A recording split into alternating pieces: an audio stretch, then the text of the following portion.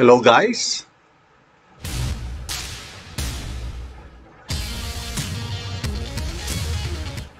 Welcome po sa December 24, 2023 broadcast ng Sapol sa Serbisyo.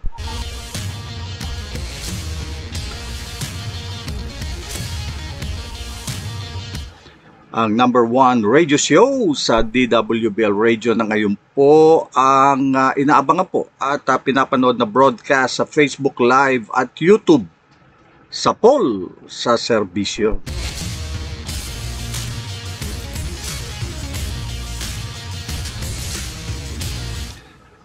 Alas 5 po ng hapon hanggang alas 6:30 ng gabi tuwing araw po ng linggo. Dito po yan sa ating programang Sapol sa Serbisyo. At kung kayo po ay bago lang po sa ating Facebook page at YouTube channel, paki-like at paki-follow lang po ninyo ang ating Facebook page at ganoon din po mag-subscribe po kayo sa ating YouTube channel Sapol sa Serbisyo. At huwag kong kalimutan na pindutin po yung bell button na yan, notification button, para weekly po, every Sunday ay napapanood po at nanonotify kayo ng Sapol sa Serbisyo. Muli po ang inyong lingkod, Benji Murillo po, nagpupugay at bumabati po sa inyo ng isang pinagpalang bagong linggo po muli sa ating lahat, At ito po ang huling linggo na po ng buwan ng Disyembre at huling linggo na rin po ng buwan ng taon 2023. So isang maligaya at makabuluhang Pasko po ang inihahatid po ng inyong lingkod, Benji Murillo, at ng Sapol sa Serbisyo sa inyong lahat. So, bisperas po ngayon ng ating Kapaskuhan at mamaya ho, pag-usapan natin na naman yung tungkol po dito sa kahalagahan nitong okasyon na ito na isa po sa pinaka-ipinagdiriwang na okasyon sa buong mundo. At mga kasapol, bago ho tayo magpatuloy sa ating broadcast para ho talakayin natin itong mga kaganapan po sa ating bansa. Alam po ninyo, gusto nga minarapat nga ng Sapol na hindi tayo tumalakay ng ilang mga isyu ngayon. Subalit, kailangan pong pag-usapan natin ito. Iba po yung bukas ang ating isipan sa mga isyong nagaganap sa ating bansa para sa ganun po alam natin kung ano yung reaksyon natin, ano ang nangyayari, nababantayan po natin ang ating gobyerno at ang ating bansa. At bago po yan, mga kasapul, muli po gustong ihatid ng Sapul sa inyo ito pong mga mensahe po na napakahalaga po para sa ating kapaskuhang pinagdiriwang ngayon, ang Bureau of Jail Management Penology po. Muli, ito po yung na-play natin last time at ito po yung ulitin natin ngayon, At narito po ang pinuno po ng Bureau of Jail Management Penology sa katauhan po ng Chief BJMP na si Major General o si Director Ruel S. Rivera sa kanyang mahalagang mensahe po para sa napakahalagang okasyong ito at nang malaman po natin kung ano na po ang mga pagbabago at kaganapan na rin sa ating BJMP. Narito po ang mensahe ng BJMP. Binabati ko ang bawat bayaning kawani ng BJMP ngayong panahon ng kapanganakan ng Panginoong Hesukristo. Napakaraming pagpapala ang Panginoon sa atin ngayong taon. Sa kabila ng mga hamong patuloy natin kinaharap sa serbisyo. Kaya naman, pagdiwang natin ang mahalagang araw na ito sa diwa ng pasasalamat at pagmamahal sa ating mga PDL sa kapwa.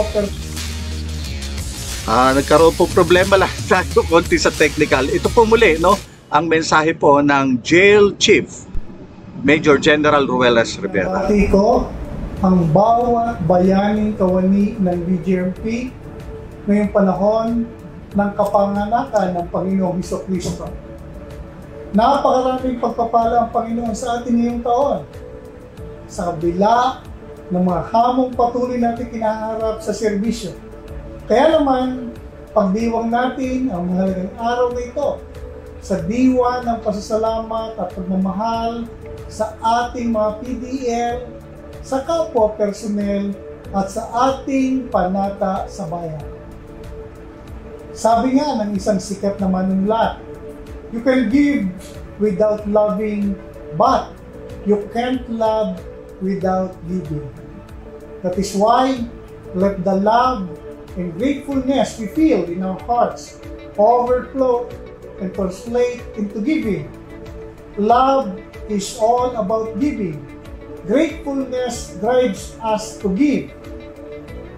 So this season, let it be a year-end full of gratitude, not only through thanksgiving, but giving our time, encouragement, comfort, material needs, and many others to people who need them. Magbigayan at magmahalan po tayo ngayong Kapaskuhan.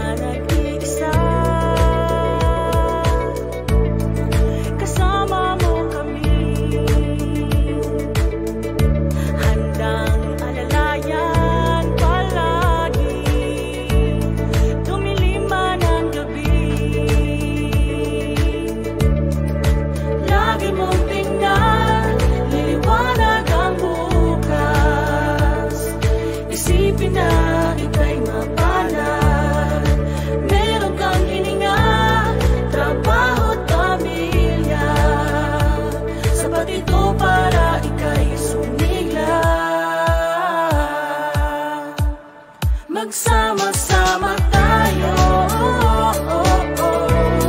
ipagdiwang ang Pasko,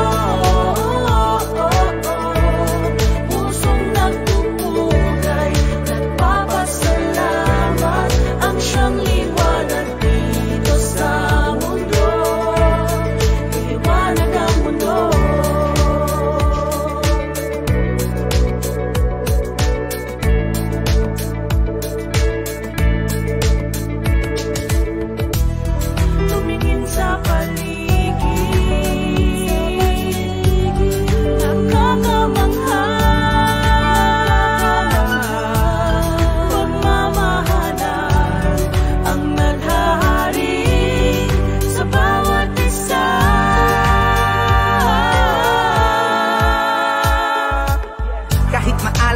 Nagpasalamat, kahit mahirap ay di ako nagpaawat. Taas noo, sabay takik sa dibdib, balang araw lahat sila sa akin mapapabilib. Salamat sa mga araw na bagsak ako, salamat sa mahigpit na pagkayakap nyo, salamat sa lahat po ng pagpapala nyo, salamat dahil kahit ganito ako, nandiyan kayo, di nyo ako pinabayaan. Kaya Sama-sama tayo, ipagdiwang ang Pasko, nagpupugay, nagpapasalamat, dahil lahat kanyang ibinigay. Tayo lahat tumawid, biyang halaga, pagpapala ng Diyos ang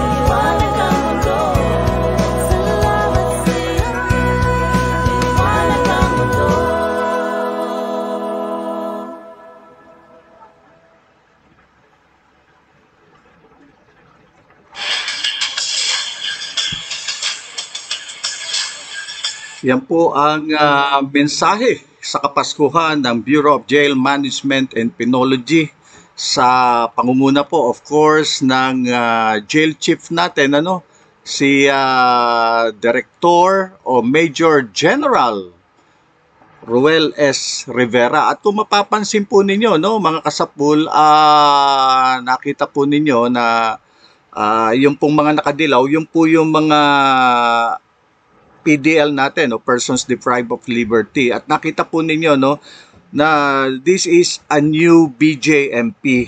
Makikita ninyo na kung paano dinadmaya ng ating mga jail officers, yung ating mga PDL sa kanila pong mga sitwasyon, sa kanilang mga dinadala, alam naman ninyo, napakahirap po ng nasa loob ng piitan, wala ang pamilya, bihirang makasama, pero nandyan po, kapamilya po ang ating mga jail officers ngayon. At unique po yan, sa ibang bansa, hindi po nangyayari yan. Dito lang po yan sa Pilipinas, ganyan. Kaya nagugulat po yung mga prison guards sa ibang mga bansa, lalo na po sa Western nation, na talagang napaka-ibang klase ng pag-ugali, ng kultura meron ang mga Pilipino. Sa kabila ho ng mga ganyan sitwasyon ay meron pa hong malasakitan. At yun nga po, yan ang mensahe po mula po sa ating BJMP National National Headquarters. At of course, meron din pong mensahe ang BJMP NCR, of course. At narito po, ang mensahe naman ni BJMP NCR Director, si General Clint Russell Tangeres, para po sa Kapaskuhang ito. Mahalaga po ito dahil panahon po ito ng pagmamahalan at pag-uunawaan.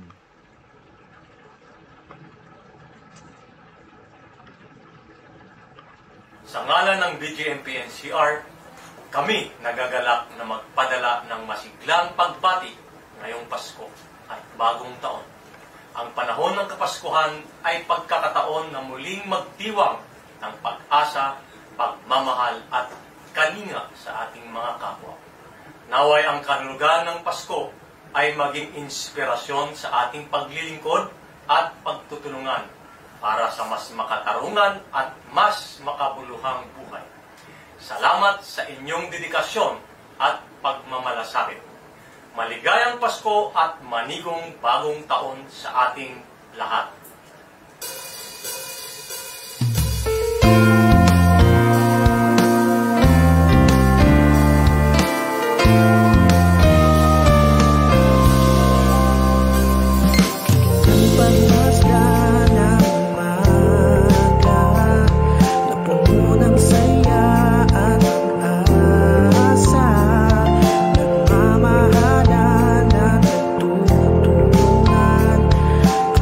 May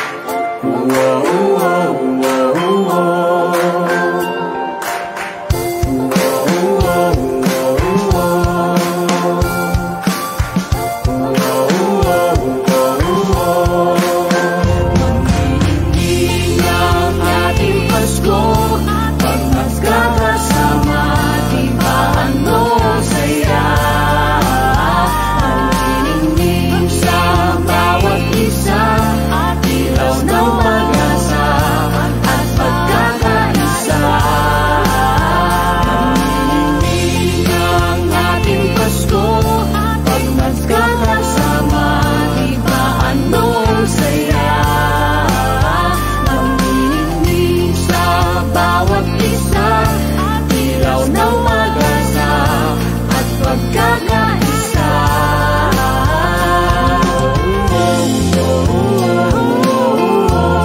Ikaw ang ilaw, tayo ang ilaw, siyang tanging ilaw, siyang tanging ilaw.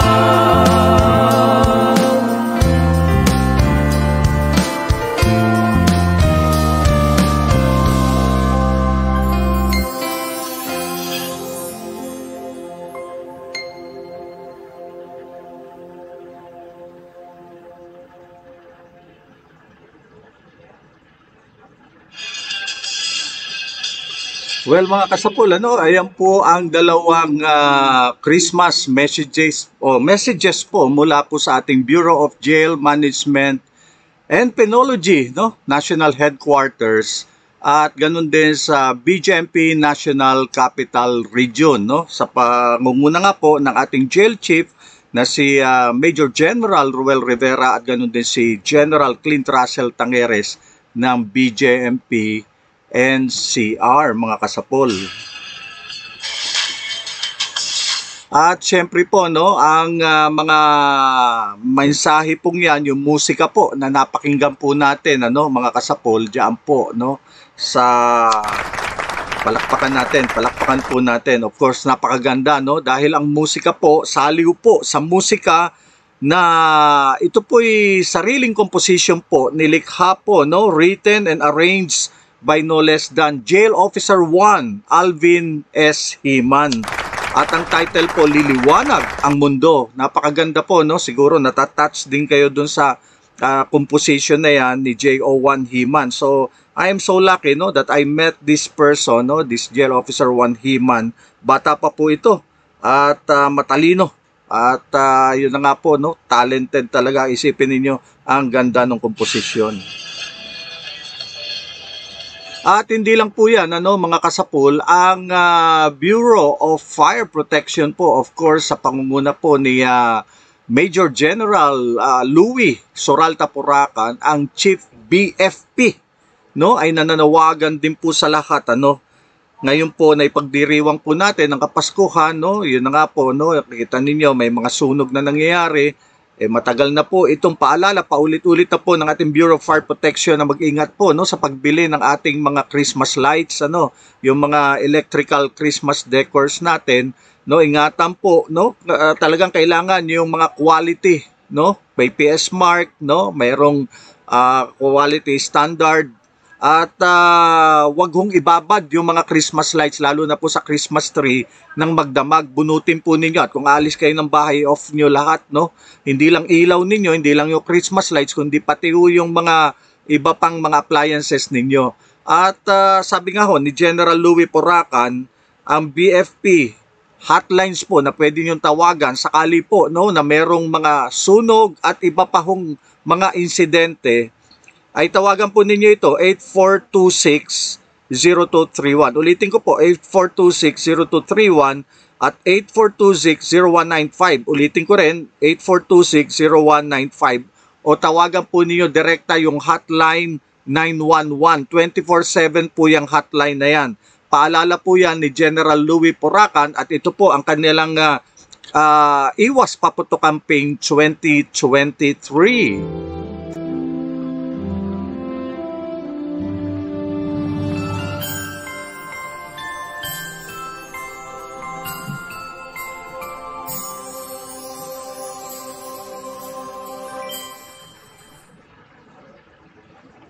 Okay, at ulitin po natin yung campaign na yan ng Iwas Paputok ng BFP.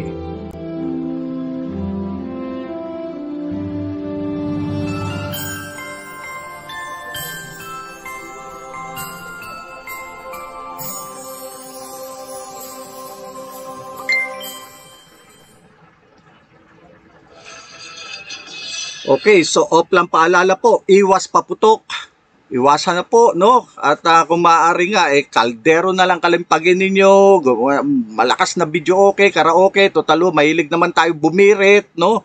Para ma-reach natin yung dang 100 sa ating mga kanta. Yun na po, palakasan na ng kanta.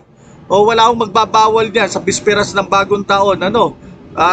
Kailangan lakasan nyo na yung boses nyo kahit na ano ba yun? Sintonado. O pwede na ho yun. So again, no, ingat po tayo, no, sa pagdiriwang ng bagong taon. At ito po, no, isang paalala rin po, no, mensahe rin ito. At babasahin ko po ito, mga kasapol, baka kasi may malimutan ako, no. Ito po yung mensahe po, Christmas message. Mula po sa Pangulo po ng BFP Retirees Association of the Philippines Incorporated President, si Fire Colonel Agapito Pitts Nacario. Napakaganda po nito, no? Ito yung mensahe hindi lang po para sa mga retirees, sa mga bombero, kung hindi para sa ating lahat. Sabi nga niya, ang Pasko ay panahon ng paggunita sa pinakamagandang regalong nakamit ng sangkatauhan. 2,000 taon na ang nakaraan. Ang pagsilang ng nagkatawang taong Diyos para mabalik ang nasirang relasyon sa pagitan ng Diyos at tao. Sa pamamagitan ng banal at dalisay na dugo ng Panginoong Hesus para maligtas tayo sa kasalanang nagbubulid sa walang hanggang kapahamakan. Maganda po ang mensaheng ito. Bilang Pangulo po ng Bureau of Fire Protection Retirees Association of the Philippines Incorporated o BFP-RAPI Inc. na halos 10,000 miyembro sa buong bansa, ang Christmas spirit ay buhay sa ating hanay para tugunan ang mga hamon ng buhay, lalo ang kapakanan ng libo-libo nating retirado na mahatiran ng tulong pinansyal, ang mga malulubhang may karamdaman, lalo ang nararatay sa mga ospital. Ito pong nasa likod natin, mga kasapol, na larawan. Ito po yung grupo po ng BFP Retirees Association of the Philippines at nasa tabi ng balikat ko, ayan po ang Pangulo na si Colonel Pitts Nacario. Kasama po ang lahat ng mga opisyal po ng Association of Retired Fire Officers of the Philippines Credit Cooperative. BFP-RAPI rin po ito, no? At yan po, pinuntahan nila ang isang retiradong colonel, no? Toti Baduria, no? Diyan po sa may Cavite. At yun na nga po, no? Ito ay may sakit. At makikita po na yan ang ilan sa mga ginagawang pagtulong po ng BFP-RAPI sa mga kasamahan nila na may mga karamdaman at nangangailangan po ng mga tulong pinansyal. At yun na nga po, no, nung isa ring araw ay tumungo naman po ang grupo nila Colonel Pitts Nacario dyan po sa General Trias, Cavite. Hindi lang po natin mapakita ang larawan. At nakaratay po sa banig na ng kanyang karamdaman ay si retired SFO4 Mario de Guzman. Talaga nakakaawa po, no, pero dinalhan nila ng tulong. Bilang Pangulo, ito po, pagtutuloy po ng mensahe ng Pangulo ng BFP-RAPI, bilang Pangulo ng samahang ito, patuloy akong naghahanap at gumagawa ng mga paraan upang higit na matugunan ang mga pangangailangan ito ng ating mga miyembro, lalo sa medical assistance at malungkot man sabihin ay maging kamatayan ng mga kasaping miyembro para maibsan man lamang ang pigating dinadanas ng ulilang pamilya. Nais ding ipabot ng buong pamunuan at samahan ng BFP-RAPI ang pagsaludo sa pag-alalay ng maunawain at magaling na pinuno ng Bureau of Fire Protection, ang butihing Fire Chief Major General Louis S. Poracan, sa ating hanay lalo sa kanyang pangunawa at pagtulong sa ating organisasyon. Mabuhay ka, Fire Chief Louis Poracan, Sir. Hindi ako magsasawang maghanap ng mga paraan para lalong lumakas ang ating samahan para sa kagalingan ng bawat miyembro nito at nawa sa bagong taon 2024 magbukas ito ng isang pambihirang tagumpay o breakthrough para sa BFP-RAPI upang magawa natin ang makapagbigay ng mas kinakailangang tulong sa mga miyembro ng samahan lalo sa panahon ng pangangailangan. Sama-sama nating idalangin ang tagumpay ng ating samahan at kasiyahan nawa tayo ng awa ng Panginoon Diyos sa inahangad nating tagumpay sa ating mga pangarap na balakin. Muli, sumaatin ang tunay na diwa at kahulugan ng Pasko ang manalig at tanggapin ng Panginoong Hesus sa ating buhay, kasabay ang pagsalubong sa bagong taon ng may bagong pag-asa, ng mas matatag at maayos nating samahan ang BFP Rappi. Isang maligaya at makabuluhang Pasko at pinagpalang bagong taon sa ating lahat. Yan po ang mensahe ng Pangulo ng Bureau of Fire Protection Retirees Association Incorporated, Colonel Agapito Pitts Nacario.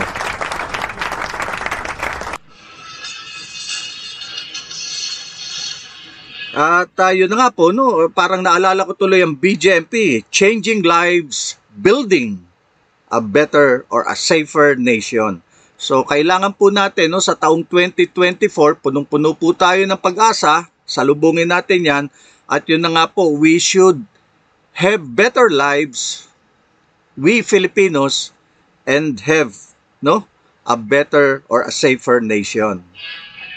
Nabanggit ko yung BFP, no? Diyan po sa BFP NCR, General Nahum Tarosa, no? Nagpapaalala rin sa atin ng pag-iingat sa sunog, no? Lalo na po sa pagsalubong sa bagong taon, at nagpapaalala rin po ang inyong lingkod dyan sa pool. Naku po, tapos na ang libro ng Warriors of Fire, General Tarosa, sir. Alam ko naman na ikaw okay eh. Sana naman, no, yung mga kasama natin dyan sa BFP-NCR, maayos na rin ho sana, maisettle na ho yung ating libro, at talaga naman hong isa na ho kasaysayan ang nagawa dyan sa BFP-NCR. Nandyan na ho lahat ng kopya ng libro. Sana naman ho maging masaya rin po, no, ang mga nasa likod, no, nang nagsikap na isulat ang librong yan para magkaroon na po ng isang volume ng kasaysayan, no, ng history itong ating Bureau of Fire Protection, no. Yun lang ang panawagan po ng SAPOL, no, na pakibilis-bilisan na po, at kawawa naman ho yung mga taong nagsakripisyo rin para po sa libro na yan, at nang mabayaran na po. Yun lang po ang ating hiling, no, sa BFP-NCR. Well, mga kasapul, dumako na po tayo, no, sa ating mga mahalagang paksa, no, ngayong December 24, 2023. Ito nga po, no, alam po ninyo, no, naaprobahan na po yung ating 2024 budget. Ang mabilis po na pagpasa nitong Republic Act po ito, batas po ito, 11975 o General Appropriations Act, kaya nga po GAA, no, na nagtatalaga na po ng 5.768 trillion, no, ang pinakamalaking budget sa kasaysayan ng Pilipinas so far para ho sa 2024. Sabi ho, lumalabas na parang front o cover lang daw itong 5.768 trillion na ito. Dahil ang tunay daw na naaprobahang budget para sa 2024 ay aabot ng 6 trillion pesos. Wow! Anyari? Bakit hindi alam ng taong bayan? Ayon po sa isang batikang senador na si Coco Pimentel, ewan ko, no, para sa akin siguro ito lang yata ang medyo may kokote dyan sa Senado. Ang ratified version daw po of the proposed 2024 national budget could be considered unconstitutional. Bakit? Because the Bicameral Conference Committee added around 450 billion pesos. Isipin niyan, in unprogrammed funds. Wow, 40 billion pesos, 450. Wow, saan gagamitin ito? Kaya ho, aabot daw po itong 2024 Philippine National Budget, no, sa record-breaking 600 trillion mark. Ano ho ito, mahal na Pangulo? Nagkakabudulan na naman ho ba rito? At lumalabas po mga kasapol, no, na sinasabi po na tila may himalang nagaganap sa approved proposal po for unprogrammed funds sa naratipikahang version po ng proposed national budget na halagang 281 billion lamang dapat, na malinaw po na nakasaad po sa NEP o yung tinatawag na National Expenditure Program. Pero heto po, ang abracadabra o ang original proposal po ng Pangulo o ng Executive Department, no, na halaga daw na 281.9 billion sa National Expenditure Program. Again, pero lumalabas po, naging 731.4 billion. Wow, from the original 281.9. Eto na po tayo, mga kasapul. Nagkaroon po ng increase na around, sabi ko nga kanina, 450 billion pesos na ang resulta po, no, ng ginawang bicameral conference na ito. Ang tanong po ngayon ng taong bayan, anong nangyayari? Saan gagamitin? At sino-sino ang gagamit? At makikinabang ba na naman nitong 450 billion pesos na ito? Yan po ang tanong. Kaya nga po, mga kasapol, hindi pala totoong 5.768 kung tutuusin ang approved 2024 national budget. No? Dahil nadagdagan pala ito ng 450 billion pa. Kaya sa totoo po, sabi ko nga kanina, umaabot na ng 6 trillion ang Philippine National Budget. Kasama po itong 450 billion unprogrammed funds. Unprogrammed po ito. No? Hindi kasama ito sa original proposal. Kaya nga, tama na po sana, no, ang ating pagtutulog-tulugan sa pansitan. Ang attitude natin ng mga Pilipino, wala tayong pakialam, bahala sila dyan. Pera po natin ito. Hirap na po ang bayang wala na ngang nararamdamang ginhawa, mukhang naloloko pa yata palagi. Utang na loob naman sa ating mga opisyal ng gobyerno, sa ating mga congressman at senators. Ang executive department po, mga kasapul, ito po ang nagsusumiti po ng paglalaan ng gugugulin o yung appropriations, no, sa ating kongreso. Ano ba yan? Yung House of the Senate at House of Representatives. Ito po yung both program and unprogrammed appropriations na nakakasana po ito. Na kailangan po ito kasi para ho tumakbo ang ating gobyerno. Kailangan po ito talaga ng pondo taon-taon. Kaya anuman hong pondo ang idadagdag pa ng Executive Department submitted appropriation, no? Ito po ay unconstitutional na. So mga lawmakers, hindi ko alam, sila rin ang lawbreakers. They themselves are lawbreakers. Actually po, no, mga kasapul, sa pagbabantay po ni Senator Pimentel, nung araw si Lacson, wala na ho si Lacson. Lumalabas na ito ang ikalawa palang taon o beses na ang pondo sa unprogrammed appropriations po ay pinalobo. Dinagdagan sa madaling salita. Tulad nga nito ngayon, merong unprogrammed, no, na 450 billion worth of projects, programs, and activities na hindi naman po hiningi ito ng ating executive department. Pero isiningit. Kaya nga po, ang 450 billion pesos big question ay naaayon ba ito sa ating saligang batas? O, yun po ang tanong, mga kasapul. Ito ba ay constitutional o unconstitutional? Kaya nga po, no, kaya tinatalakay po natin ito dahil ito na naman, ang laki-laki pong pera, halos kalahating trilyong piso ito.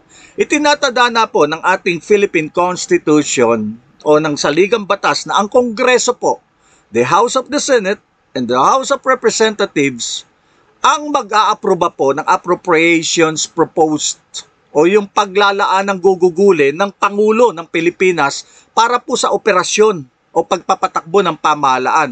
Subalit, hindi po ito dapat pwedeng dagdagan.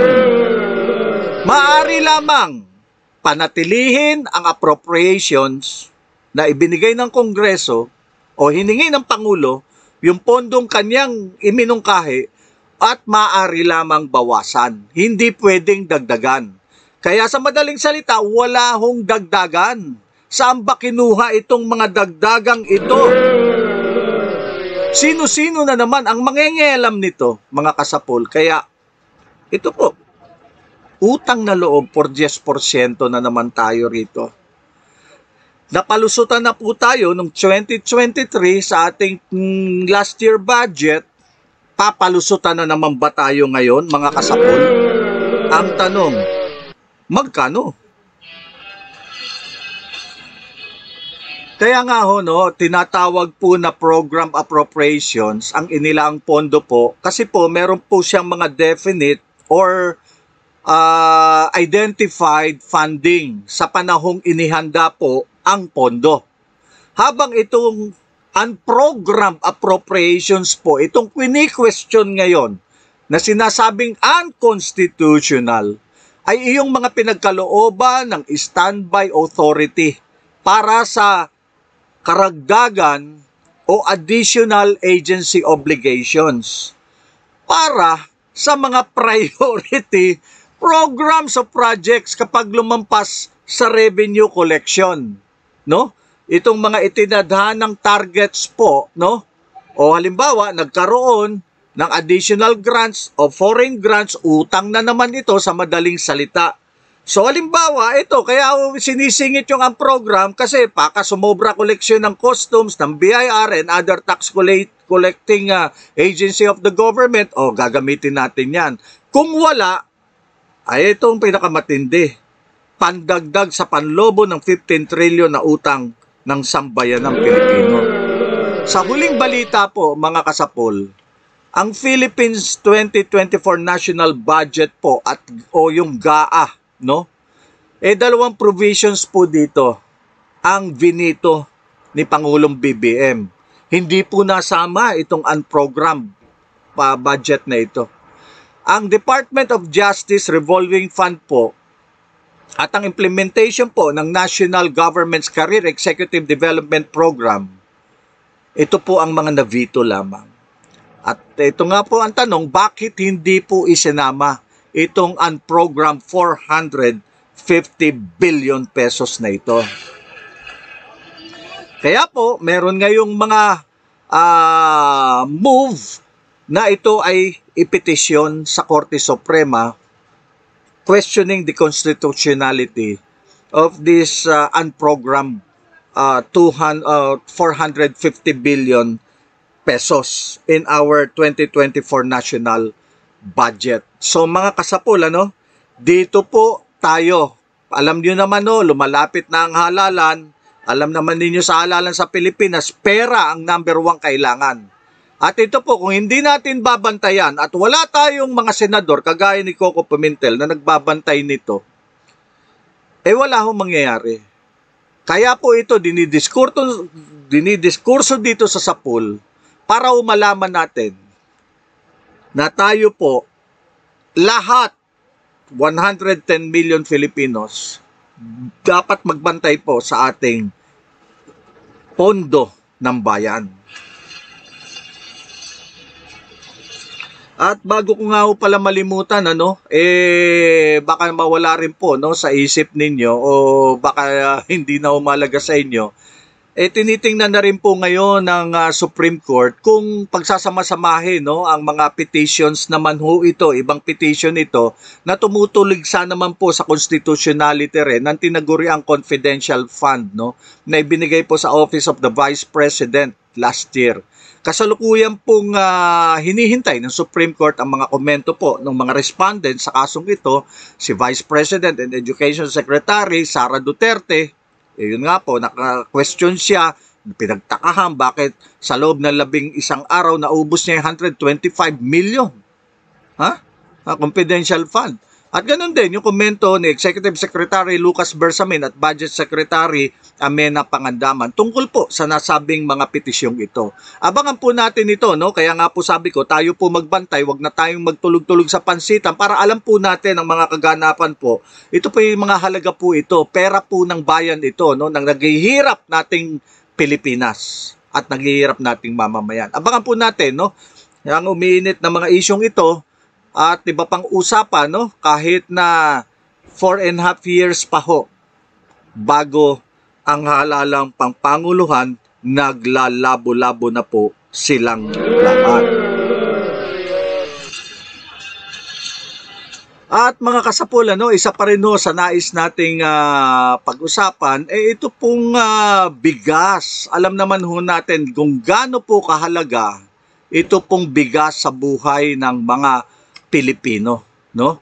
Habang tayo po ay nagkwekwentuhan dito at ipagdidiwang natin ngayong gabi ang bispiras ng ng ating Pasko, at yun na nga po, merong Noche Buena na tradisyong pinagsasaluhan ng mag-anak, sana po, bago tayo kumain ng Noche Buena, tayo po ay manalangin, ipagpasalamat natin sa Diyos na tayo'y meron pa hong Noche Buena pagsasaluhan. Gaano man ho karangya o gaano man, yung karikit, kasimple ang ating handa, ang mahalaga po ang Panginoong Hesukristo, yung kaligtasan natin. Mamaya pag-usapan natin yan. Kaya dito po muna tayo sa bigas. Sabi ko nga po, nagdidiwang tayo ng Pasko, karamihan naman dyan, kanin ang kailangan. Hindi mo maiwasan ang katotohanan kasi na ito pong bigas ang number 1 staple food po ng mga Pilipino. Ang bigas po ay patuloy po na talagang tumataas ang presyo, Mr. President. Sa kabila po ng unang pronouncement ng inyong gobyerno, nabababa po ang presyo po nitong bigas na ito, dahil po sa naging huling anihan natin nitong September. Pero ang tanong, Mr. President, nasaan na? Bakit tahimik nga pala itong ating DA Secretary? Nasaan na po yung pagbaba ng bigas? At bakit hindi bumaba? Nagmahal pa! Ang well-milled rice po ay umabot na po sa 62 pesos per kilo. Wow! Wow talaga. From March to June. So, ano pa ho ang aasahan natin? Patuloy pong tumataas ang bigas sa kabila po, ng sinasabing pangako na may anihan, bababa. Nasaan ang mga sinasabing mga smuggler? Smugglers, marami. Sino-sino ba talaga itong mga smuggler na ito? Nasaan na po yung kaso ng Bureau of Customs sa mga alleged smugglers ng mga bigas na ito? Bakit walang nauhuli? Di ba? Mabuti pa yung mga, itong road rage. Pinagkakaguluhan. Pero itong malalaking mga smuggler na ito, nasa na to? Sino-sino ba? Ba't hindi hubaran ng identity ang mga yan? Kanino nakakonek yan? Totoo bang sila o decoy lang sila? Yun po ang tanong Nasaan sila? Bakit hanggang ngayon walang nakukulong sa kanila? Puro lang tayo mga press release. Moro-moro ba ito? Yun po ang tanong ng sapol at ng taong bayan. So, ayon na din po sa malaking bangko, isang malaking bangko po ito. Sinasabi po niya sa kanyang anunsyo, inflation remains an economic risk factor as the Philippines enters this new year, 2024. Bangko po ito. So, ibig sabihin po, hindi po titigil yung pagtaas ng presyo ng bilihin. Ito po yung inflation at pati serbisyo tumataas, na nagpapabagal po sa paggasta ng mga mamimili. At ganun din sa pagpapabagal ng negosyo at ng ibang mga institusyon, kaya bumibigat ang ating ekonomiya. Kaya mga kasapul, huwag laging ipagyabang ng kahit sino mang gobyerno ng Pilipinas na gumaganda po ang ekonomiya ng bansa tuwing end of the year. Hindi po ninyo dapat ipagyabang yan. Dahil kumbaga po, sa algebra problem, given na po ito. Given na po. Ibig sabihin po, kahit nasablay sa pagpapatakbo ng ekonomiya ang gobyerno, dahil po tradisyon na po at kultura, kasama na nga sa komersyalismo ng Pasko, malakas pong gumagasta ang mga tao. Bumibili ng pagkain, alam po ninyo pag Pasko, nandito po yung karangyaan, sangkatutak na Christmas party, family reunion, yan po lahat, gumagalaw lahat ang bilihin, lalo sa pagkain. Yung mga regalo, ito po yung tradisyon Yung bigayan ng pera, ngayon po, walang malulutong na pera nilabas ang Central Bank bukod sa malalaking currency. Pagbili ng mga bagong damit, kanina po kami galing sa isang mall, nakita ho namin 24 na ngayon, marami pa rin pong namibili. At yung mga may kaya ho sa buhay, bibili ng mga bagong bahay, kotse, gamit sa bahay, bukod pa po no, sa napakadaming uri ng serbisyo na nakikinabang. So in short, no, malakasan po ang pag-ikot ng pera. Kaya po umuunlad ang ekonomiya ng Pilipinas tuwing buwan po ito ng December o last quarter of the year. Kaya hindi po ito kagagawa ng gobyerno. Totoo yan. Nako, kaya wag na tayong bulahin na kasi maganda ho ang economic Hindi po. Tuwing Pasko po maniwala kayo dahil Christian nation tayo. Saan ba talaga napupunta? Ang tanong po natin, balikan natin itong agriculture industry po ng ating bansa, mga kasapul. May aanihin pa ba, no? Sa ating mga farmer, ano? Sa kabila po ng pagdating sa dami ng mga imported food supply sa bansa, bigas ini-import, prutas ang dami, karne, gulay, processed foods, etc. So, nasa na po ang tanong? Yung mga smugglers. Yung isang ang smugglers, alam po ninyo mga kasapul, ano? Merong isang smuggler na nung araw, meron lang siyang supermarket chain. Siya yung parang pinakahuli nung araw sa mga supermarket chain. Pero dahil magaling ito, nagbibigay ng mga campaign fund dito sa mga politikos o full politicos, no? Kaya yung dating mga superstore branches niya lumawak na. Buong Pilipinas na po. At ito may pinakamatindi, nagbukas pa siya ng mga dambuhalang membership shopping sa maraming lugar sa ating bansa. Wow! At nung araw, yung isang pangulo ang tagakat pa ng ribbon niya. Asa na ba ang paglaban natin sa smuggling? Sila lang talaga ang pasasa habang dumadami sa ating mga kababayan ng kawawa. Kanina po, nung kami ay nasa kalsada, ako'y nagmamaneho, mas dumami po ang mga namamalimos. Napakarami po. Bawat sulok, bawat daan mong kalsada, malaki, maliit na kalsada. Mr. President, what is happening to our country? Gising na tayo bayan. Tama na ang ating pagtutulog-tulugan sa pansitan. Lumalala po ang problema, mahal na Pangulo. Nang kahirapan, dumami po sa gisag, no? Patunay yung mga pulubi. Patunay po na marami po, kahit professional na ngayon dumadaing, mahal na Pangulo. Sabi nga nila, yun lang daw palang gobyerno ang maraming pera. Inaano ba nila yung pera? Ay, naku bayad. Ang bagal pa kumilos, pati magbabayad lang. Pati libro nga ang bayad Ang bagal. Patawarin. So pumuna po tayo, patuloy natin punahin ng gobyerno, pero pagpuna po ng tama, no? Maayos. Hindi po naman tayo dapat magmura, hindi tayo dapat na masasamang salita ang gamitin. Ilagay po natin sa wasto ang pagpuna natin sa gobyerno. Umangal po tayo ng may dahilan. No? Isigaw po natin ang mga abusong nararanasan po natin, ang kahirapan na nararamdaman natin para makita po ng gobyerno na hindi na po ito tama. Makialam po tayo ng may dahilan at tamang dahilan.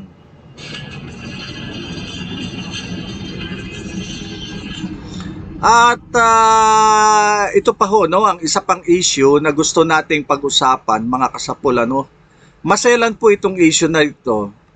Subalit, muli po, no, ay tatalakayin po ng sapul dahil mahalaga nga po, no, na ito ay ating mapag-usapan. Ulitin ko po, no, ang ating po pagtalakay sa isyong ito ay hindi po para tayo ay makapanakit ng damdamin ng sinuman. Malayang pagtalakay lang po ito, no? Makabuluhang pagtalakay dahil lumabas po last week at nagulat po ang madami nang magpalabas po ng pronouncement ang Vatican, no? Na pinayagan na nito, no? Mismo si Pope Francis ang tinaguriang blessing of same-sex couples by priests.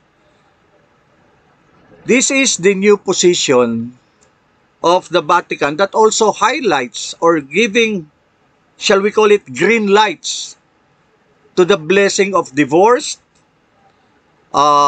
remarried couples. Wala akong problema ron. At yun na nga po, ano po ba yung nakakapaloob dito sa guidance na ito ni Pope Francis? Sabi nga po, no, while extremely narrow in scope, no, this December 18 declaration po from the powerful Dicastery for the Doctrine of Faith, na sinasabi po that this may serve as the most concrete pastoral shift on the church's stance towards gay couples in the church's centuries-long history. So ngayon po ito na, sa dami-dami ng daang-daang taon ng simbahang Katolika, inilabas na po nila itong deklarasyon na ito na pwede ng basbasan, no? I-bless ng mga pare itong mga gay couples. Ngayon, ito yung sinasabi po, no, ng Dicastery for Doctrine of Faith. Ano ho ba ito? Ito po, no, actually this is the oldest among departments of the Roman Curia, no? Yung Curia po, ito po yung administrative institutions po ng Vatican at central body kung saan po nandun po ito yung nagpapatakbo ng Roman Catholic Church. Again, ladies and gentlemen, the publication of this 8-page document, Fiducia Supplicans, on the pastoral meaning of blessings, comes from sabi nila, no, several months ago, no, this is an endorsement from 5 retired conservative Catholic cardinals, no, na idinala po, no, sa Pope Francis. Written po ito, no, at ito na nga po ang nagbukas ng pintuan ngayon sa sinasabi pong blessings by the church itself, through the priests of the Roman Catholic Church sa mga gay couples. This open door is indeed, sabi nga nila, very narrow. Why? Because the newly authorized blessing cannot be part daw of a formal Catholic liturgy. Ibig sabihin, hindi ho siya kasama, bahagi ng misa. And it cannot be described as well as any sort of approved civil union. So hindi po ito nagpapaintulot din ng sinasabi nilang pagsasama ng mga gay couple, and cannot be resembled, no, hindi mayahalin tulad sa marriage ceremony. Malinaw po naman yon, ladies and gentlemen, no? Kahit ako po, alisin na nila yan, malinaw naman, no, sa akin yan. But with due respect po sa mga gay couples, no, sa mga gay person, at ganun din po, with due respect to the Roman Catholic Church, what we are discussing here, ladies and gentlemen, is the logic of the said position of Pope Francis, which I believe, ito po, personal na opinion ko lamang po ito. We are entitled to our own opinion. My opinion, no, that this position of the Pope is contradicting. Kasi po, mga kasapul, no, tingnan ninyo kung bakit po nasasabi ko ito. Pagkakalooban po ng blessing, ng pagpapala ng pare ang gay couple. Pero sinasabi din nila na hindi bahagi ng misa, na hindi bahagi ng civil union, hindi bahagi ng seremonya ng kasal. Ibig sabihin po nito, the fact, ladies and gentlemen, that ini-encourage po ng pinakamataas na opisyal po ng Roman Catholic Church, the Vatican itself, the Pope himself, no, ang pagpapala ng mga pare sa relasyon at pagsasama ng mga gay couple, malinaw na po, mga kasapol, na kinikilala na ito ng simbahang Katolika. Ibig sabihin, yung pong pagsasama ng mga ating tinatawag na itong gay, yung mga may relasyon, Sa pagbabasbas po, malinaw na po ito na talagang tinangkilik na po, kinikilala na po ito ng simbahang Katolika, no? Disregarding the marriage ceremony, the civil union, and part of the liturgy, hindi na po yun ang issue rito eh. Ang issue na po, kinilala na po siya. Lantaran na po na kinilala na siya, diniklara na nga eh. Ngayon po, mga kasapol, no? Kahit ano pa po ang kolatilya sa blessing na ito na sinabi ni Pope Francis sa mga gay couple, no? Tanggap na po ito ng simbahang Katolika. Kaya nga po naalala ko bigla, mga kasapul, no? Yung pong si Robin Hood, no? Yung Robin Hood story. This Robin Hood steals from the rich to feed the poor. Di ho ba? Yun po naman ang istorya ni Robin Hood. So, to me, two wrongs don't make it right. Hindi po pwedeng itama ng mali ang isa pang mali.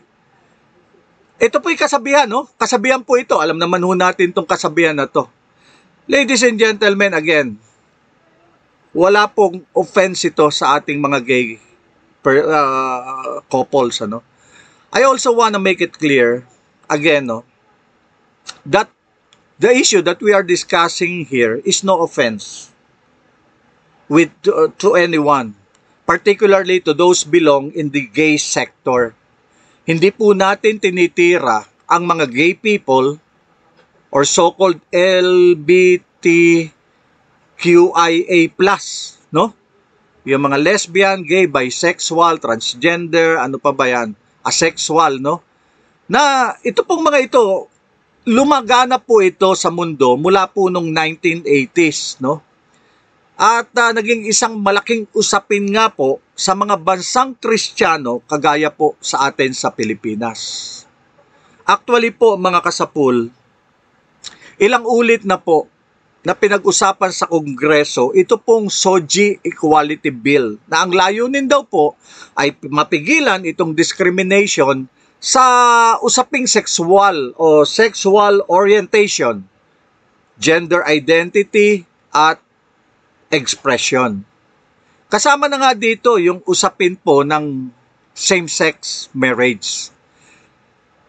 Dahil po simbahan na po ang sangkot, no, sa mahalaga at maselang issue po na ito, dapat po ay nakatayo ang usaping ito sa isang tunay na katotohanan. Yun po ang pinakamahalagang pag-usapan dito. Again, this issue is of no offense to anyone. Malaya po at makatotohanang pagtalakay lamang po ito. Mga kasapul, ayon na rin po sa Holy Scriptures. Dahil simbahan po ang nagkumikilala na magbigay ng basbas ng blessing sa mga gay couple, so doon po tayo pupunta sa turo po ng Holy Scriptures para maliwanag po na makita nating lahat ang katotohanan na magbubukas po at magbabaklas ng maling paniniwala para po sa kalayaan ng bawat tao. Ito po, mga kasapol, nasabi nga daw po ni Pope Francis, hindi na daw dapat pigilan ang sino man na lumapit sa simbahan para humingi ng tulong sa Diyos.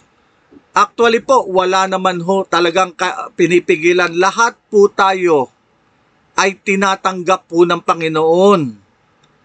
Kaya dapat malaman po natin, no, ano ang mga, actually mamaya natin yan pupuntahan eh. Kasi po, isa po ang pag-uugatan nito, ang salitang kasalanan. Ayon po sa isang pare na na-interview tungkol po dito sa pagbabasbas dito sa gay couple. Hindi ko na po babanggitin ng pangalan niya pero siya po ay kilalang pare. Sabi niya po, which I will quote him verbatim, kapag may tao na lumalapit na humihingi ng blessing, yun ang dapat i-deny ng tao. Dahil pag sinabi nating blessing, ay nagdarasal tayo, no? Ulitin ko po, sorry, no? Kapag may tao na lumalapit na humingi ng blessing, yun ang hindi dapat i-deny sa tao. Sabi po to ng pare, continuation, dahil pag sinabi nating blessing, ay nagdarasal tayo para pabanalin yung pong tao na lumalapit, para mas mabuting tao. Makapamuhay tayo ng ayon sa kagustuhan ng Diyos. Mga kasapul, I will take His last word, no? Makapamuhay tayo ng ayon sa kagustuhan ng Diyos. Ito po yung sinasabi ko pong katotohanan. Masakit po talaga ang katotohanan. Madalas po ayaw nga natin tanggapin yan eh. Ayaw nating ibaba yung ego, yung pride natin. Kasi ang hirap po noon eh. Paninindigan natin kahit alam nating mali tayo, kahit alam nating hindi tama tayo, hindi totoo. Yun po, makapamuhay tayo ng ayon sa kagustuhan ng Diyos. The question here now, ladies and gentlemen, ito hubang blessing na ito na ibinibigay po sa mga gay couple, again, no offense, ito ba ay kagustuhan ng Diyos? Again po, no, para pabanalin, para mas mabuting tao, makapamuhay ng ayon sa kagustuhan ng Diyos. Dito po tayo ngayon tatahak.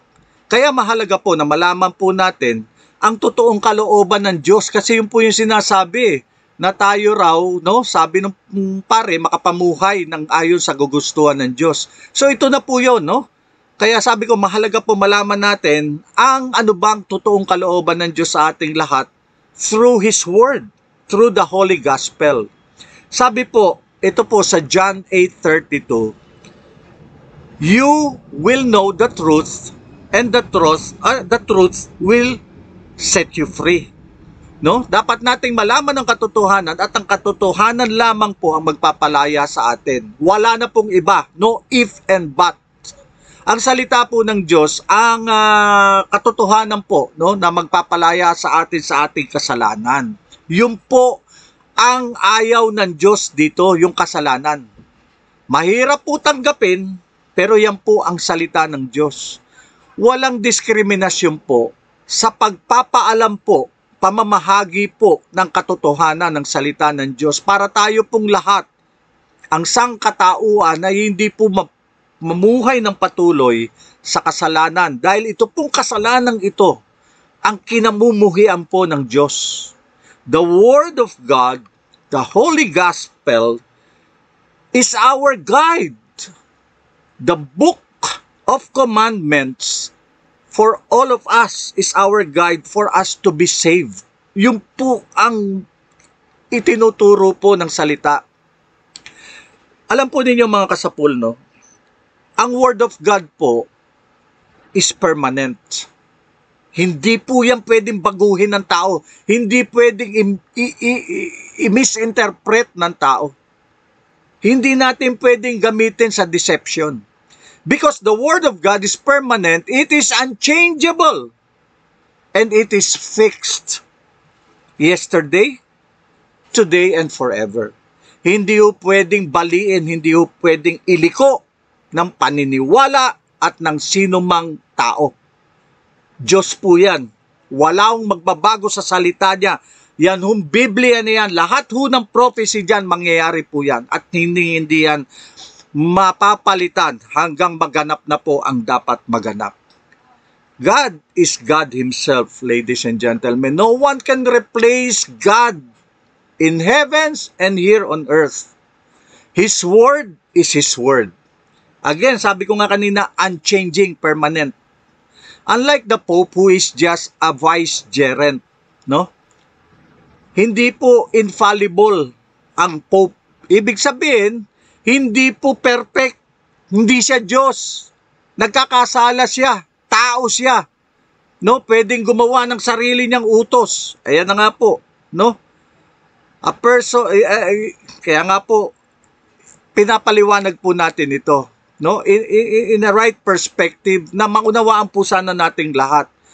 Wala po tayong tinutulig sa rito, kundi pinapaalam po natin kung ano po ang katotohanan sa salita ng Diyos tungkol po dito sa isyong ito na pinag-uusapan natin, no? Ang Pope po ay isang tao, no? Kagaya natin, sinner din siya. Unlike God, who is holy and sinless. Kaya po yung word ng Panginoon, yun lang po ang ating tulayan. Pag hindi na po naaayon ng katuruan, kahit ano pang simbahan yan, kahit sino pang mangangaral yan, hindi na po yan katotohanan. Yan po ay isa ng malaking kasinungalingan, mga kasapol. Kaya nga po, sabi ko nga kanina, the Pope is not infallible.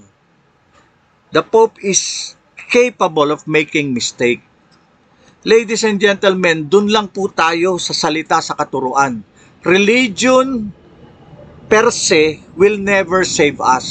Hindi po relihiyon ang makakapagligtas sa atin from eternal damnation, ladies and gentlemen. Only through our genuine relationship with the God Almighty through our Lord Jesus Christ, our eyes will be opened to know, accept, and live by the truth.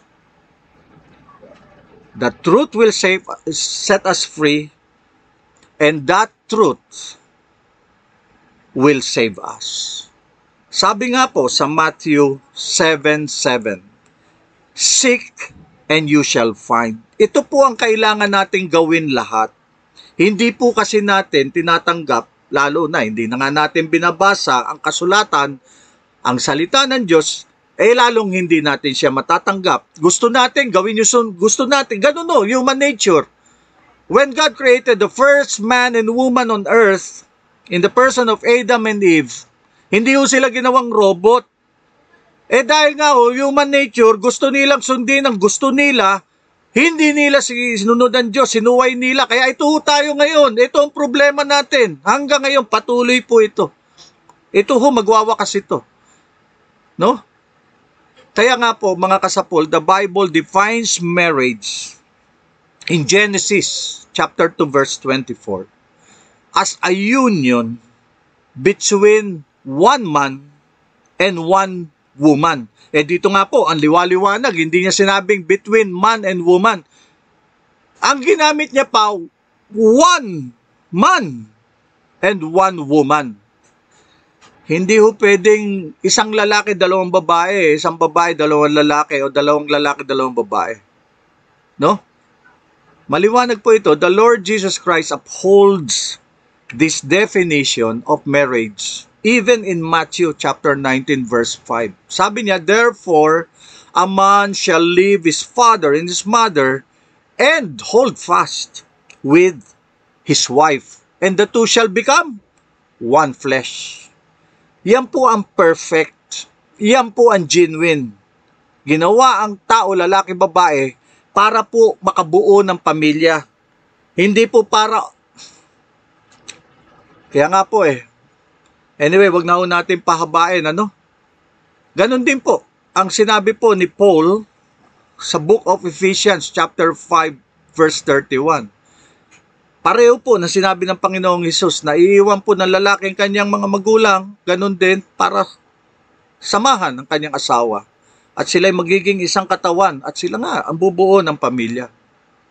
Any and all sexual activity which takes place outside of this context, marriage, kahit pa ho parehong kasarian, kahit hindi magkaparehong kasarian, maliwanag po ito, outside the context of marriage is sinful, which the Lord Jesus Christ described as sexual immorality.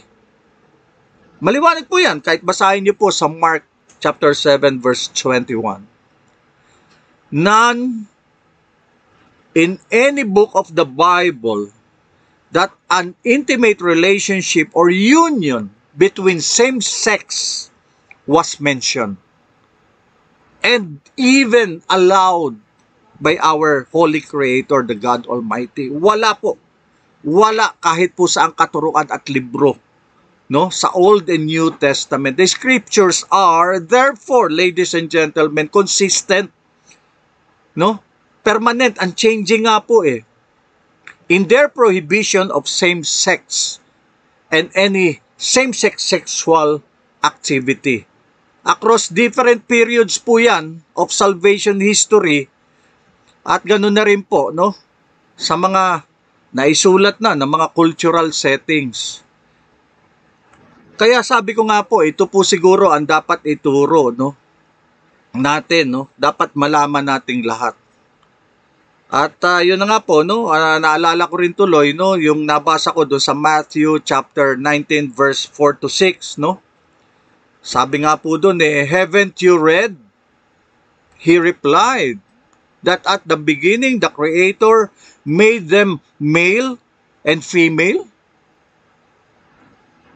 For this reason, a man will leave his father and mother and be reunited with his wife. Yun po.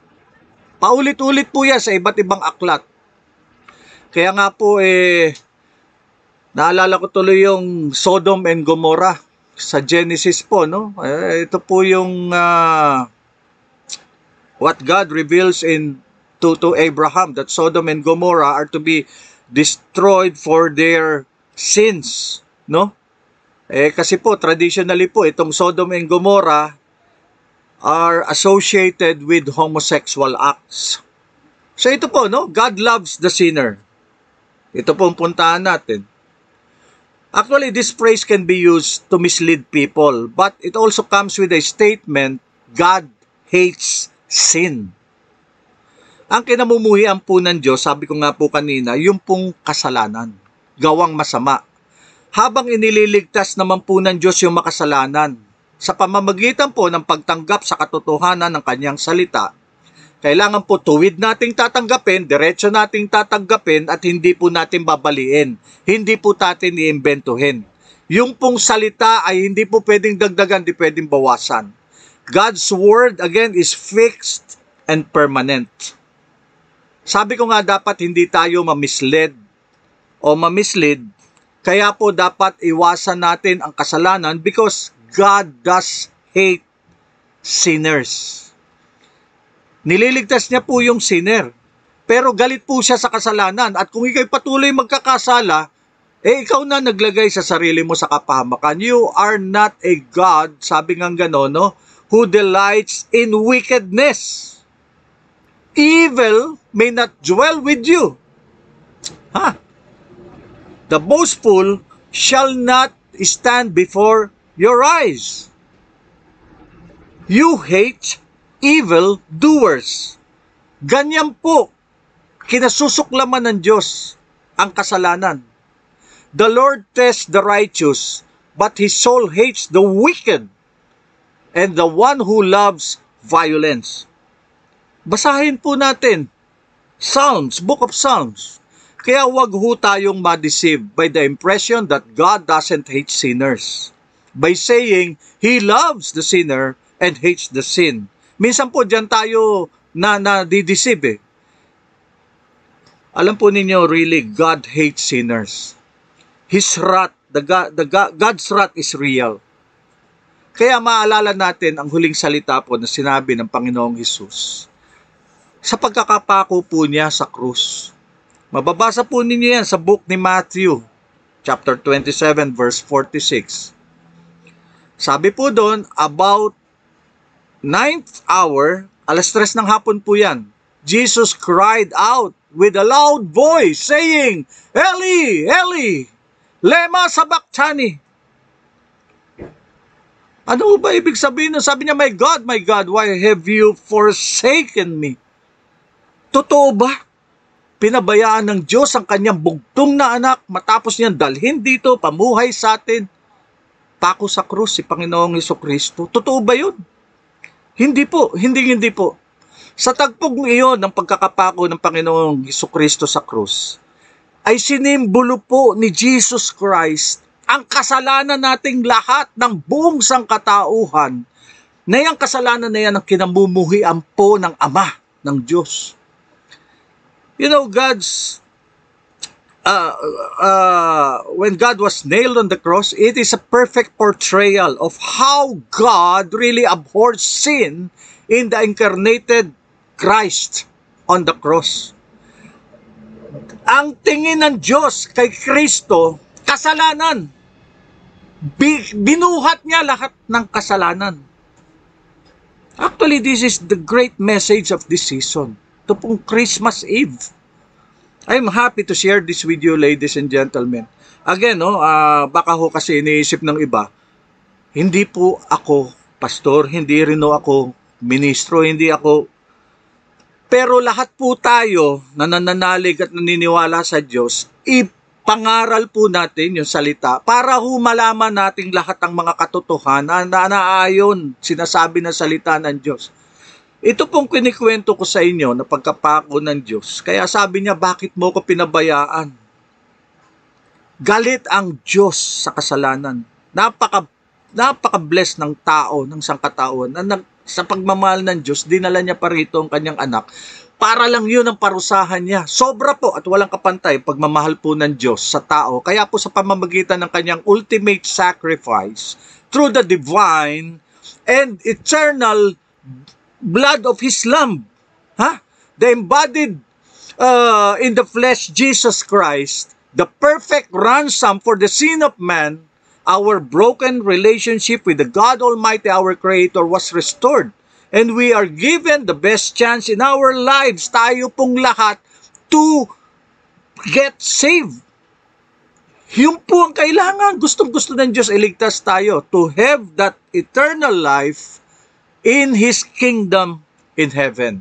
Sabi po sa 1 Peter chapter 2 verse 24, He Himself, Jesus Christ, bore our sins. Yung po ang itsura niya sa krus na pinagpakuan niya. Hindi siya si Jesus Christ. Siya yung kasalanan ng mundo. Kaya sinabi niya, my God, why have you forsaken me? Because God really abhors and hates sin. Jesus Christ is the symbol of our sin when He was on the cross dying, shedding His blood so that we might be forgiven. We will be forgiven. We should live in righteousness. By His wounds, by the holy blood of Christ, we have been healed. Ito po ang mahalagang mensahe po mga kasapul na binabahagi po natin sa inyo sa Kapaskuhang ito, na ang salita po ay nagkatawang tao. Nanahan sa atin, pinanganak sa Bethlehem, ipinako sa krus, naging isang kasalanan sa krus sa Kalbaryo. Para tayo na wala ng relasyon sa Diyos, tiyak na ang kamatayan natin, binigyan pa ulit tayo ng Diyos ng pagkakataon na maibalik ang relasyon sa Kanya at maligtas pa natin ang ating mga sarili. Acts 16:31. They replied, believe in the Lord Jesus and you will be saved, you and your household. At ganun din po, John chapter 3 verse 3. Jesus replied, verily, truly I tell you, no one can see the kingdom of God unless they are born again. Mga kasapul, kailangan po sa mga panahon na ito, dadating tayo, masaya tayo ngayon, maraming pera rin naman ng tao, bagamat marami rin naman yung, sabi nga, yung tao, yung pera may tao, yung tao walang pera. Pero ito po, dadating pa tayo, kung napapansin po ninyo, napakainit na po ngayon. Kahit po sa Amerika, my daughter, from LA went to San Francisco, so she went California, she went to Chicago, She's there in Chicago now. Pero doon po warm winter. Chicago ho yan, dapat nag-yelo na diyan. Ito po sa tayo, kita ninyo uminit po, Sandali lang yung amihan. At haharap tayo sa matinding El Nino. Sana nga po, tama yung sinasabi ng ating government agency, kaya hong tugunan itong El Nino na ito. So, we need to pray. Not only pray, but we need to go back to God.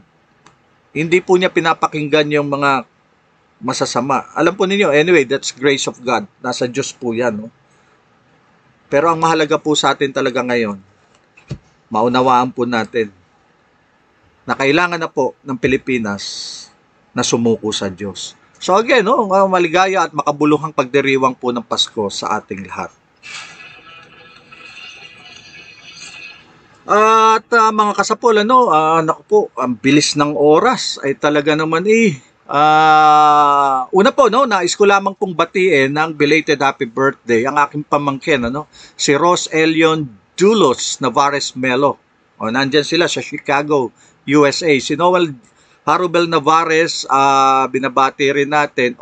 Not belated, but birthday nila kahapon. Tama, it's belated, 23. Si Noel Harubel Navarez naman na nasa Singapore, happy birthday, belated din. At ang aking butihin at magandang asawa si Vicky Maristela Navarez na birthday din kahapon. Ang Chanora Rica Plaza at si Carmi Pia, December 24 today. Happy birthday sa inyong dalawa. At si Kuya Ray Jalino na nasa kabilang buhay na, Nards Lopez, Chip Nards, at si Anastasia Gonzalez, birthday po bukas December 25. At si Telma Harubel Lacerna Torion, Joey De Rojas, December 26. At ang aking anak, si Hazel Maristela Navarez, sa 29 po, I believe she will go back to California at 29 to celebrate her birthday.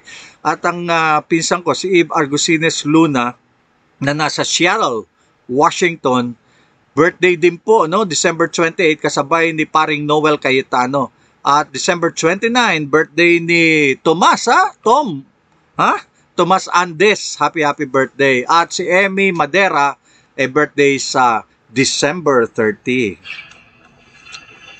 At binabati na rin natin, baka ang aking belated happy birthday, nalimutan kong batiin ang magaling na naging chief ng Bureau of Jail Management Penology, si retired Lieutenant General Alan Soliano Iral. Happy birthday paring General Alan Iral. At si General Baby Noel Montalvo, binabati rin natin. Ganun din ang mga mamamahayag na magagaling. Baby Aguilar Nava, Adela Zamora, Susan Amoroso at Chando Morales. Ganun din si Duane at Norbert Nava, si Romy Lubagnito, Engineer Tom and David Maristela, si Noel Makatangay Percolesa, at ang MLQU Clan at MLQU Section 87 at ang Iris Batch 82.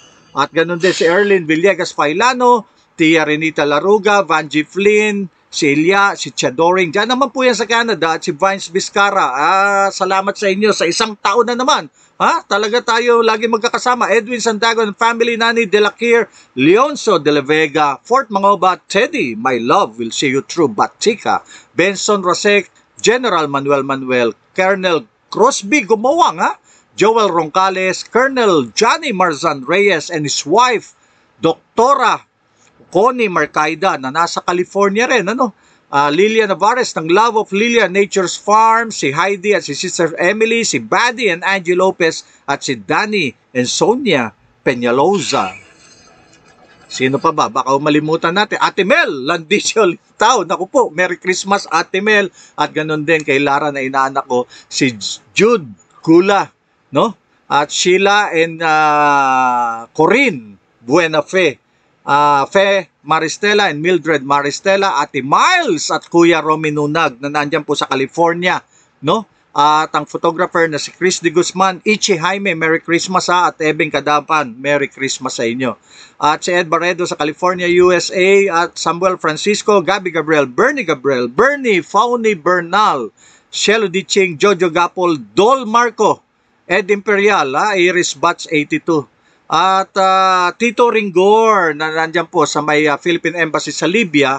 At kasama rin, siyempre, babatiin natin sa England, sa London, si paring Rolly Sibayan, Raul Rosales, Jose Chua, Jumbathan, at Arnel Mendoza. At syempre, ang Team Jenlin sa pangunguna po ni Ma'am Grace Linsangan at PESA Consultant Ruben Biaris at Nabua Counselor si Ruben Guevara Biaris III.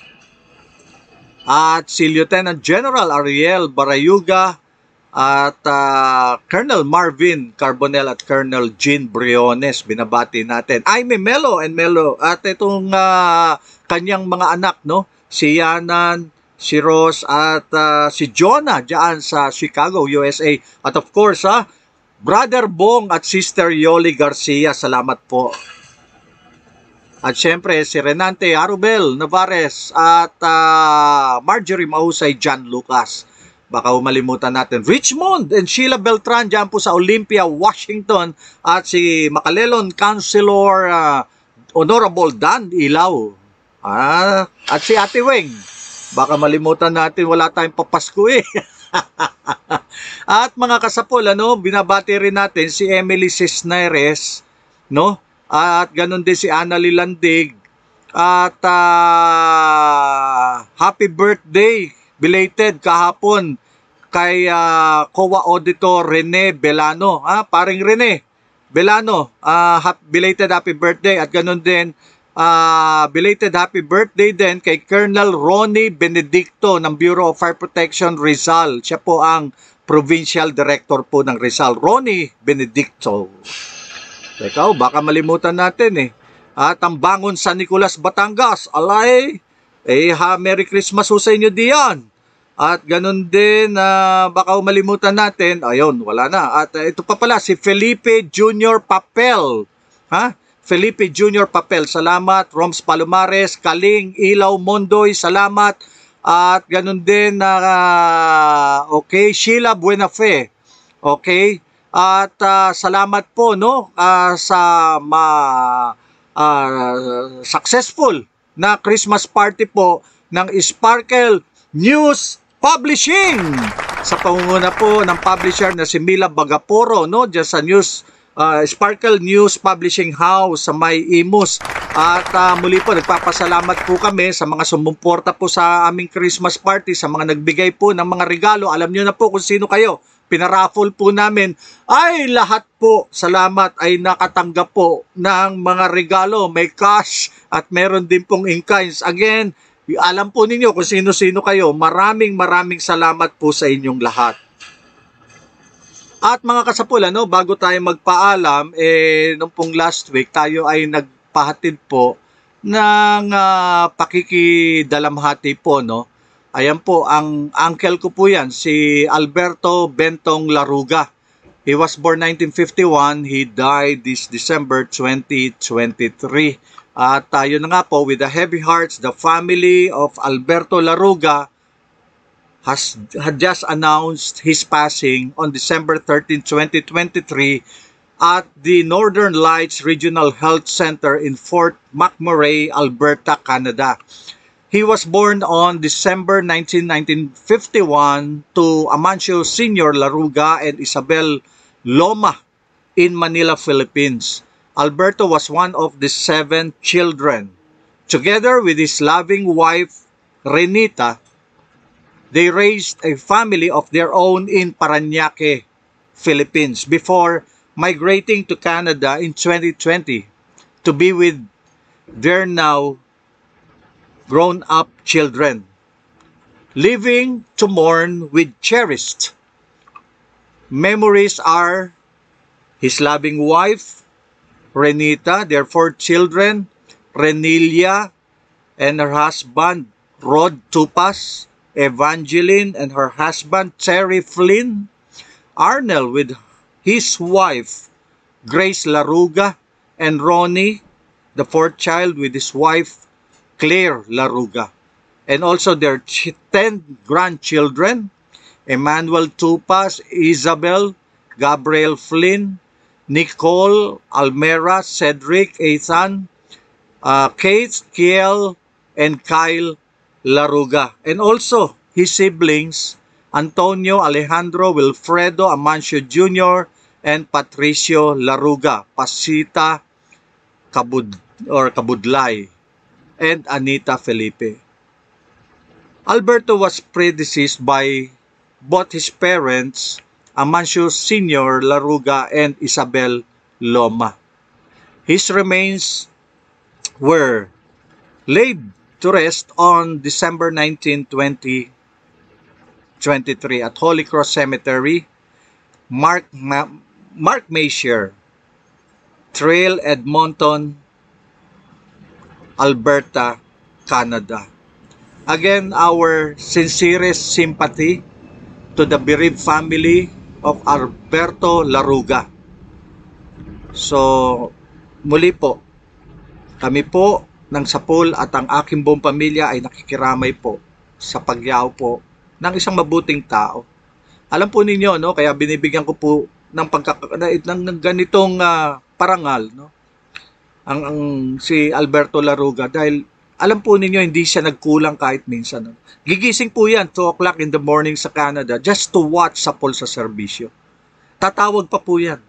At pagka hindi niya siya nakatawag ng araw na yon na nanonood siya, Sunday sa atin, so I think that is Saturday in Canada, tatawag po yan after 1 day or 2 days para lang ikwento niya ho yung mga topic na dinidiscuss ko rito. And he is also sharing the family, our broadcast.